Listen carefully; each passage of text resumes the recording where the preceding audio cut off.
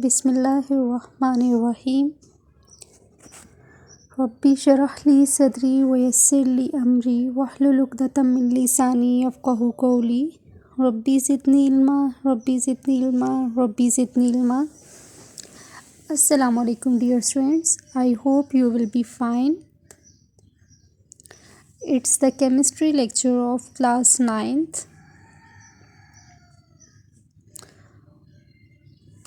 These are the students' learning outcomes.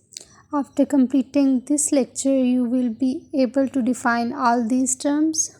So students, today's our topic is uses of isotopes. Look towards the first point. Radioactive iodine 131 is used as a tracer in diagnosing thyroid problem.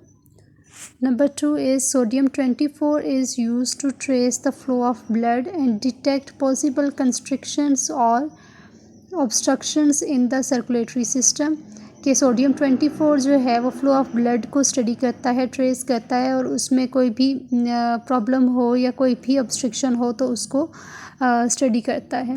Iodine 123 is used to image the brain का image बनाने के लिए जो है वो iodine 123 use होता है। Cobalt 60 is commonly used to irradiate cancer cells. Cobalt 60 जो है वो कैंसर ट्रीटमेंट्स में यूज़ होता है। In carbon 14 is use to trace the path of carbon in photosynthesis. During photosynthesis carbon 14 जो होता है वो कार्बन के पाथ को ट्रेस करने के लिए यूज़ होता है। Radio active isotopes are use to determine molecular structure. For example sulphur 35 has been used in the structure determination of thiosulfate S2O3-2 ion.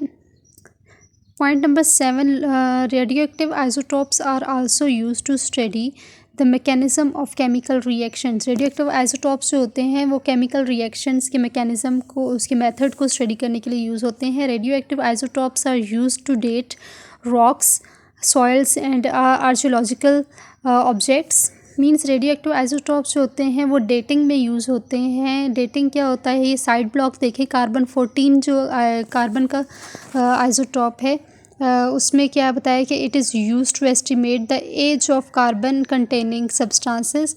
Dating का मतलब यही होता है कि एस्टिमेट करना एज को, एज फाइंड करना कोई भी ऐसा सब्सटेंस जिसमें कार्बन प्रेजेंट हो।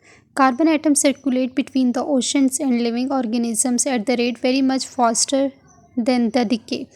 ठीक है कि कार्बन एटम्स जो होता है वो ओशंस और लिविंग ऑर्गेनिजम्स में वेरी मच फास्टर जो है वो सर्कुलेट करता है।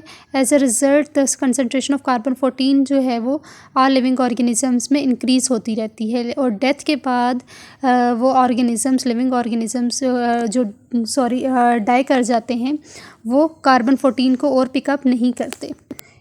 इस तरह से फिर लिविंग टिश्यूज़ की एक्टिविटी को नॉन लिविंग जो है वो टिश्यूज़ की एक्टिविटी के साथ, वर्किंग एक्टिविटी के साथ कंपेयर करके तो वो एज फाइंड कर ली जाती है कि कितना पुराना ये ऑर्गेनिज़म है, ये इसके जो है कब से ये डिके हुआ है, कब से इसकी डाई हुई है। ठीक है, नेक्स्ट देखिए इलेक्ट्रॉनिक कन्फिग्रेशन। इसमें सबसे पहले शेल्स और सब शेल्स के बारे में पढ़ेंगे। शेल्स आपको पता है कि वो सर्कुलर पाथ होता है जहाँ पे इलेक्ट्रॉन्स जो हैं वो रिवॉल्व कर रहे होते हैं अराउंड द न्यूक्लियस। ठीक है, इनको हम KLMN सॉन ये नेम्स देते हैं। ठीक है, और सब शेल्स क्या होते हैं, सब शेल्स जो हैं वो शेल्स को जब आप फर्दर सब डिवाइड कर देते हैं छोटे शेल्स के अंदर तो उनको हम सब शेल्स कहते हैं। फॉर एग्ज़ाम्पल SPDF सब shells. S shell can accommodate maximum 2 electrons, P shell accommodate maximum 6 electrons and D subshell can accommodate maximum 10 electrons and F subshell can accommodate maximum 14 electrons. So the arrangement of electrons in subshells is called electronic configuration. So students, this was our topic. I hope you understand. Note down the diary. You have to learn both topics, uses of isotopes and shell and subshell. Let's recite the dua. Subhanakallahumma wa bihamdika ashhadu an la ilaha illa anta astaghfiruka wa atubu ilaik. Okay students, Khuda Hafiz, take care of yourself.